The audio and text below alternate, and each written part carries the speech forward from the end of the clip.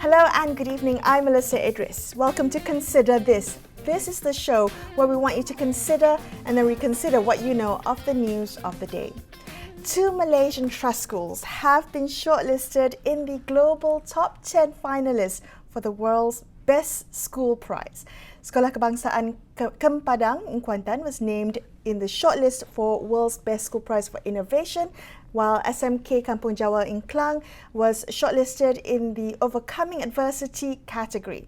So joining us on the show today to tell us more about how these trust schools and the trust school model have allowed them the space to get creative with solutions, we have Nina Adlan Disney. She is the Executive Director of Leap Ed Services, which is an educational social enterprise which designs and implements the Trust Schools program.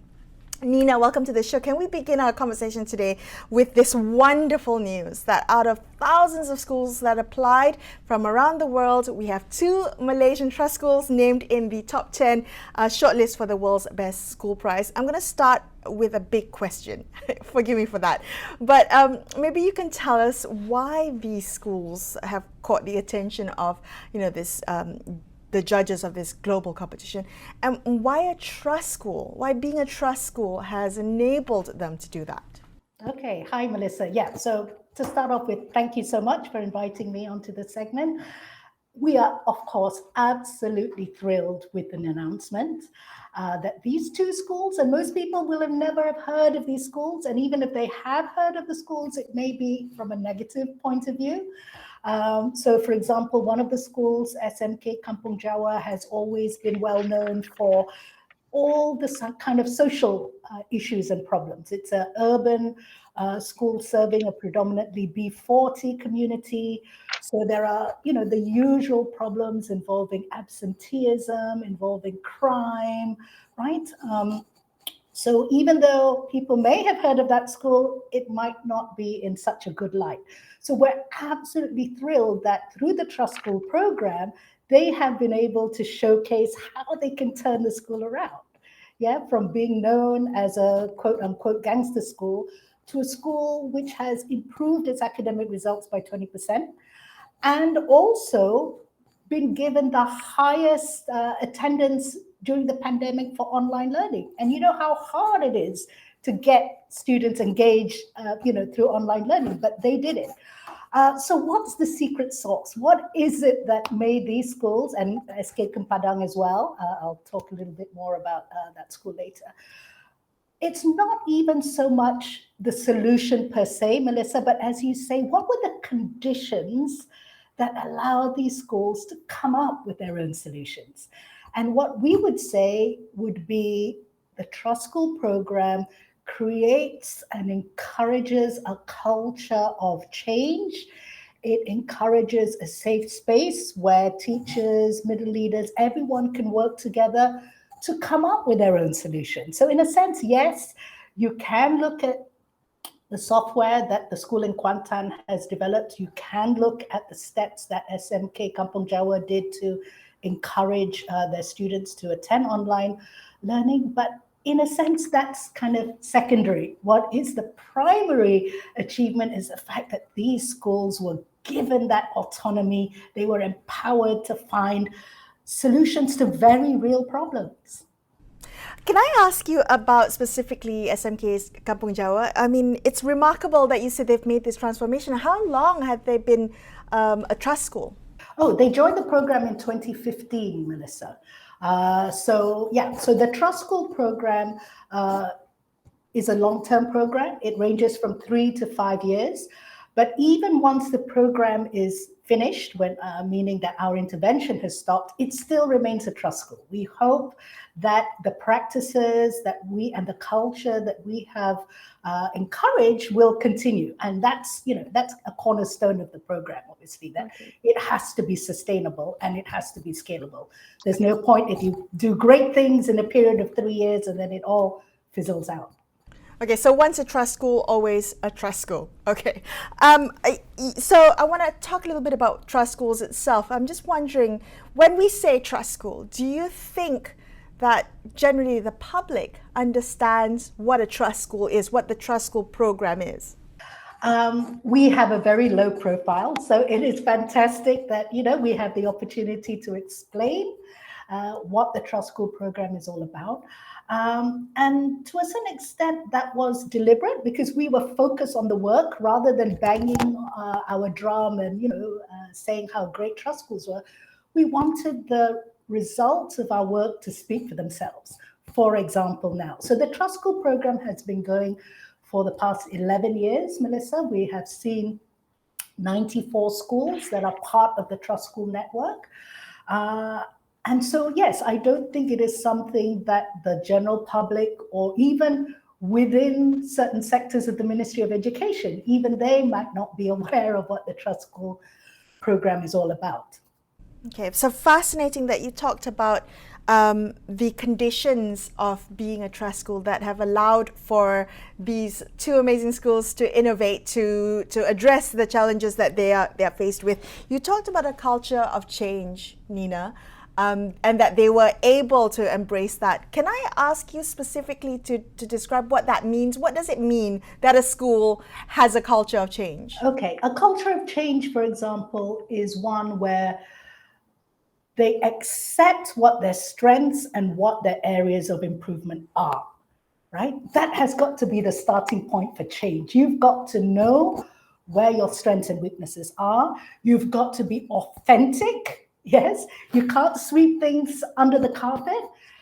We have to create a culture where it is okay not to be okay, right? You can't force every school to meet certain KPIs. It has to be customized. So that's the first step in the culture of change, Melissa, is accepting what your conditions are. And we have 10,000 schools and there are 10,000 different contexts and 10,000 types of challenges. Yeah, of course, there are similarities, but we can't have this cookie cutter, one size fits all arahan that comes from the top and that's imposed on every school, right?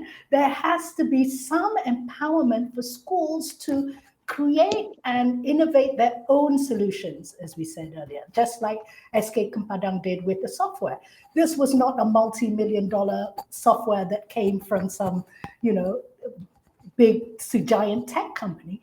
This came from a kampong school, right, by a very innovative head teacher, Guru Besar.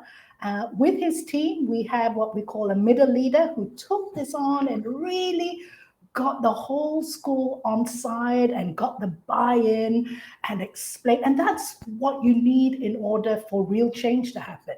It can't be just a arahan. It can't just be a policy that's just imposed without getting that buy-in. I'm trying to understand, Nina. Okay, so over 11 years, is it 94 government schools that are trust schools? So help me understand how that works. How do you identify which school becomes a trust school? And then what happens, where does Leap Ed Services come into play, trying to get them to be a trust school? Yeah, absolutely. Okay, so overarching structure is that it's a public-private partnership, a PPP between the Ministry of Education that allows us the access to the school and a foundation called Yayasan Amir, which is established under the auspices of Khazanah Nasional Berhad. So these two parties are the custodians, if you like, of the program. LEAPED's role is as the implementer. So we design, we develop, we deliver the Trust School program throughout the 94 schools in the country.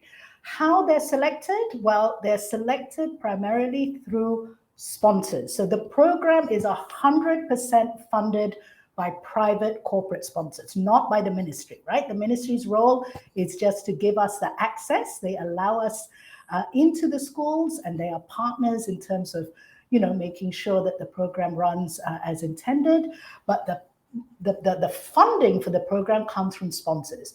So it's really up to sponsors, Melissa, to decide where they want to impact. So for example, one of our sponsors is Petronas, and Petronas obviously wants to impact areas where they have an operation, so in Terengganu and in Sabah, right? We also have trust schools in the Port Klang area. So that one is being sponsored by Westports, right? Because they are the corporate sponsor. We have many other sponsors like TNB, Yayasan Pahang. So the school in Kempadang, SK Kempadang, is sponsored by Yayasan Pahang because that's part of their initiative to improve education quality and student outcomes in their state. So that's how the selection goes. We try to keep it as diverse as possible. So we have a whole swathe of trust schools covering rural, urban, Orang Asli, Chinese, Tamil, high-performing schools. So really a trust school, our central premise is that any school can be enhanced, but we have to take the school as we find it and customize solutions based on the needs of that specific school. And when you go into a trust school, Nina, is there resistance to changing the way things have been done for decades? Do you find resistance coming from certain quarters? For sure there is. That's one of the key issues that we have to overcome in the early days, because there will be schools that think, well, why do I need help? Who are you to come and tell me what to do? But let me get this straight. We never tell schools to do anything, right? It's not a question of imposing something on them. It is working with them to achieve to achieve what they feel that they need to achieve. So we guide them, we coach them. So it's not a program that's imposed on them. But for sure, there are some schools, some senior leaders, some teachers who think, well, this is just going to membebankan cikgu, right? They see this as something that's going to add to their workload. But no, what we actually do is try to help them to find ways to reduce their workload. And we're not imposing additional processes.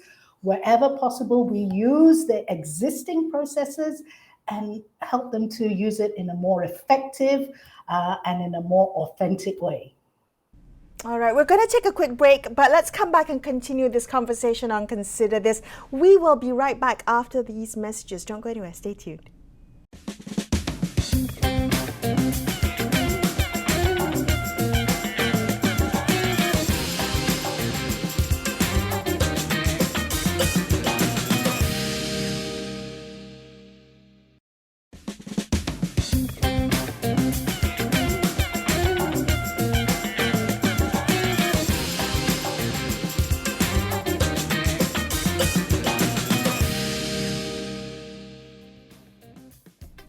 Hi, welcome back to Consider This. I'm Melissa Idris. Let's continue our conversation with Nina Adlan Disney. She's the Executive Director of Leap Ed Services, which designs, develops and delivers the Trust School program in Malaysia. This following wonderful news that 2 Malaysian trust schools have been shortlisted in the global top 10 finalists for the world's Best School Prize. Nina, we were talking about how this is a public-private partnership, and you talked about funding, or you talked about corporate sponsorship as a way to advance to implement the changes needed to be a trust school. Can I ask you about the role of the private sector, and the consequences of having the private sector in our education system? You said that this program is scalable, but if we're depending on funding from the corporate sector, how might it be scalable, given that over 11 years there's only been less than 100 schools, less than 100 trust schools? Yeah, absolutely. And this 94 represents less than 1%, of the total 10,000 schools we have in the country. So while the 94 trust schools have achieved amazing things, they are there really as a demonstration model, Melissa. And that was the rationale right from the start when the program was launched. And I think over the past 10, 11 years, it's been tried and it's been tested, and the proof is in the pudding. So yes, clearly in the long run, it isn't something that we can expect the corporate sector to sponsor forever. Having said that, I think there is still room for more trust schools. within the landscape. As I said, at the moment, it's only less than 1%. I think if you look in the blueprint, the Malaysian Education Blueprint, it was specifically mentioned that the aim was to have 500. And 500, I think, would be a good number in order for these trust schools to cascade, to become like the hub and the spoke, so that they can impact schools in their surrounding areas. That's 500 trust schools by what year, Nina? Well, yeah, the education blueprint is 2013 to 2025. So yeah, so we're coming up to the end of that period. So, but then having said that, a lot of things in the blueprint, are still, it's a fantastic document. Yeah, a fantastic policy document. But a lot of those policy statements and have not really been able to be implemented. So I think that's the key thing in Malaysia. We're very good at coming up with policies, but when it comes to the implementation, things kind of... Well, I 100% agree with you. We are not short of great ideas. There are so many blueprints, policy documents, strategies, strategic plans, all outlining the next 5 years, 10 years, 20 years. So what is it, Nina? What is holding us back from achieving some of these really necessary educational reforms? Yeah, well, I think part of it, for example, take the Trust School program, which is tried and tested. So as I said, the corporate sector can only do so much, right? Even if you get 500 schools, there's still a 10,000, another 9,500. So ideally, in an ideal world, it should be something that the ministry takes on themselves, and implements, and to take, what has worked. But this is a problem when you have a very politically driven system, because obviously any new leader, any new politician that comes in wants to put his or her own stamp, right? They're very loath to take on what they consider to be someone else's idea or someone else's program. They always want to do something new. So this is one of the problems inherent in our education system, hence the flip-flopping as well, right? There are two reasons for flip-flopping. One, because of political priorities that change because of different leaders. The second reason is what I said earlier about the conditions. A lot of the time, policies are announced, but without the proper buy-in, without the proper thought given to implementation. So, for example, PT3 is a great example. I was just thinking of that. Exactly. You make this kind of announcement out of the blue. You take everyone by surprise, including your key stakeholders, i.e. parents, students, teachers, and then you just expect people to get on with it. No, you don't have the conditions. You don't have the buy-in. And then when it kind of struggles and it kind of flails around, then you just back down, and then hence the flip-flopping, right? So I think this is the key issue. There are two key issues, as I said, the political changes, where new political leaders always want to create their own legacy, create their own program, so there's no real continuity, and we're not putting students at the center. This is the sad thing. At the end of the day, siapa yang jadi bangsa? It's the students, because they are victims of this flip-flopping and this uncertainty. And it doesn't have to be that way. Yeah, I was just wondering if you've thought about that. Have you thought about how we can reduce some of this, uncertainty and this flip-flopping, create more institutional integrity or resilience to any of the political changes? What do you think needs to happen? That is exactly what needs to happen. The education system needs to, shield itself in a way from political changes at the top. But this is what we don't seem to be able to do. If you look at ideally, it should be the leadership within the ministry that is driving, irrespective of who is on top, right? But look at our DG, our MOE DG. They're never there long enough to be able to bring and drive the changes and the strategic changes that are required. So, for example, our last Director General was there for 18 months. She is an amazing lady, Dr. Habiba, but she had 18 months. The current DG is leaving next month. So if you had really not just strong leadership, but give them enough of a runway to really make the changes and insulate from political changes, that would be a huge first step. But that's a key, that's a systemic issue, and that is reflected in the schools as well. There's a very high rate of turnover with the SLTs, with the senior leadership team, with the principals. They're never, ever given enough time to really make the changes and drive the change. And very often promotion is predicated on, okay, who's the most senior person, not necessarily looking at who would be the best person, right? So it goes to the most senior person, and often for,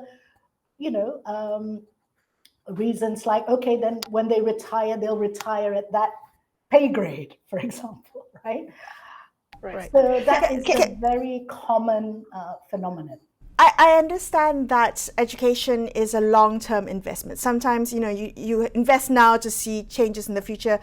Very few quick wins in the education system. But what kind of length are you talking about when you say they're not there long enough to make a difference? How long does somebody need to be in a position of a decision-making position to be able to affect change? Well, at least 3 to 5 years, Melissa, right? I mean, ideally 5 years. So if you could put in, a very strong 50-year-old, for example, or a 55-year-old who has at least, 5 to 10, 10 years obviously ideal, but, I know that's not always practical. But you can't be having 1.5 years, 1 year, 2 years. It's just not enough to be able to see through what you need to do. Okay. Nina, in the few minutes we have left, I'm going to come back to the issue of trust schools, because I think I'm really curious to know, and you say that trust schools are tried and tested, this model works. Can we talk a little bit about how that model, how that model has been proven to work in terms of measuring its impact, and what, say, the public can do to support this? If it's, if we want to achieve 500 trust schools by, 2025, what can the public do? Can the public do anything to support this? Absolutely, because the whole trust school program is premised on engagement with all stakeholders. Yeah, of course, we have students at the center. Of course, we work with teachers to improve teaching and learning in the classroom. Of course, we work with the school leaders to make sure that there is the strong leadership in place. But we also work with the parents and the community to make sure that they are partners on board with school improvement. Yeah, it's not something that can happen in isolation. So in an ideal world, all of these stakeholders will work together. Our latest version of the Trust School program also includes a fifth dimension, which is the system. Back to what we were talking about, the MOE, not just at the federal level, but also the JPN, the State Education Department, and the district education officers as well. So really, it has to be, the proverbial kind of takes a village, right? It takes everyone, right? And that is the way that you get success. You have to bring everyone on board, and of course, parents are key in that. And we're very, very happy to see that in all the trust schools, the engagement, it's not just with the PIBG. This is it. Most schools will have a PIBG. Most schools will invite parents in, but only for like report card day or, for the sports day. No, it has to go beyond that kind of episodic kind of engagement. Most schools want to try and keep parents out of school, okay, because they see them as, interfering or intervening. But no, in a trust school, we see parents and the community as partners in education. Oh, it does take a village, definitely. Nina, thank you so much for speaking with me tonight. It's been a pleasure. That was my conversation with Nina Adlan Disney, the Executive Director of Leap Ed Services. And that wraps up this episode of Consider This. I'm Melissa Idris, signing off for the evening. Thank you so much for watching, and good night.